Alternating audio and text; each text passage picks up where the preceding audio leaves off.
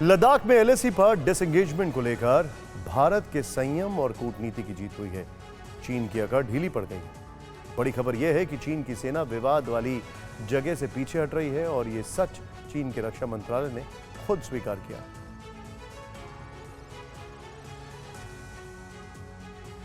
लद्दाख में एलएसी पर भारत की कूटनीतिक विजय हुई। चीन के रक्षा मंत्रालय ने बयान जारी करके बताया कि गोगरा हॉट स्प्रिंग के पेट्रोलिंग पॉइंट 15 से उसकी सेना पीछे हट रही है।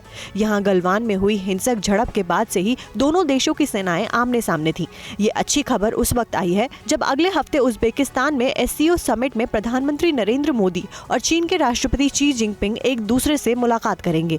वहीं एक दिन पहले चीन और भारत ने संयुक्त बयान जारी करके इस बारे में विस्तार से जानकारी दी थी और बताया था ये बड़ी सहमति दोनों देशों के 16वें दौर की कोर कमांडर स्तर की बातचीत में बनी। डिसएंगेजमेंट को लेकर 16वें दौर की भारत चीन कोर कमांडर स्तर की ये वार्ता 17 जुलाई को भारत की तरफ से चुशुल में हुई थी। क्या आप भी इस तरह की मछली की दुकान खोलना चाहते हो? आपको पता है ये हर महीने 60 लाख की मछलियाँ बेचते हैं। आपको भी करना है तो देरी किस बात की? फ्रीडम ऐप को अभी डाउनलोड कीजिए। इसमें दोनों पक्ष पश्चिमी क्षेत्र में जमीन पर सुरक्षा और स्थिरता बनाए रखने पर सहमत हुए थे। बता दें कि जून 2020 में गलवान घाटी में भारत और चीन के सैनिकों के बीच हिंसक झड़प हुई थी। इस लड़ाई में भारत के 20 सैनिक शहीद हुए थे। चीन के कई सैनिक भी मारे गए थे। हालांकि चीन ने आज तक खुलकर कभी इस बात को स्वीकार नहीं किया।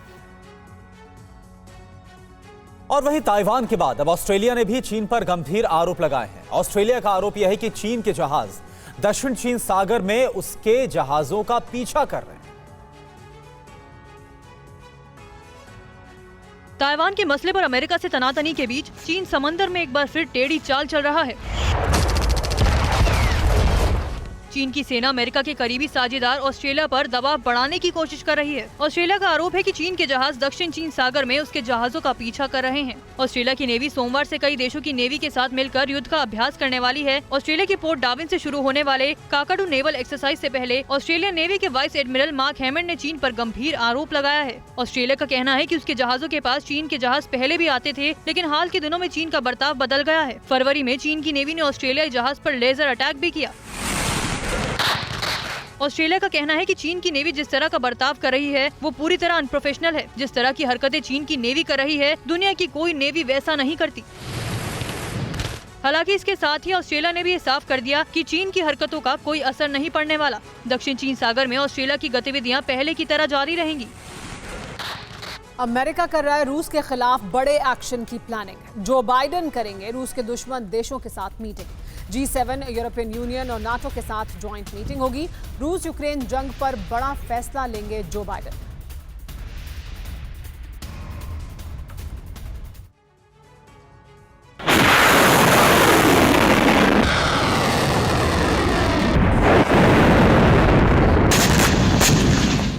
यूक्रेन से जारी जंग के बीच रूस के राष्ट्रपति व्लादिमीर पुतिन ने यूरोपीय देशों को रूसी तेल निर्यात बंद करने की धमकी दी थी। अमेरिका ने इसकी कड़ी निंदा की।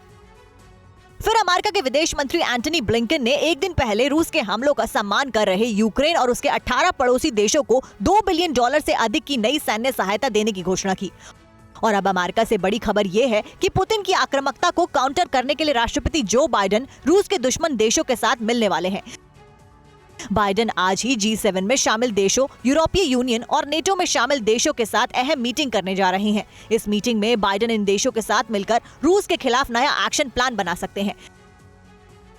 बाइडेन रूस के खिलाफ जिन देशों के साथ मीटिंग करेंगे उनमें Canada, France, Germany, Italy, Japan, UK और दूसरे कई देश शामिल होंगे, जिसमें रूस के खिलाफ यूक्रेन को और मदद देने पर चर्चा होगी।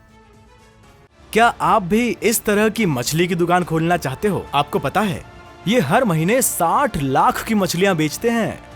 आपको भी करना है तो देरी किस बात की? फ्रीडम ऐप को अभी डाउनलोड कीजिए।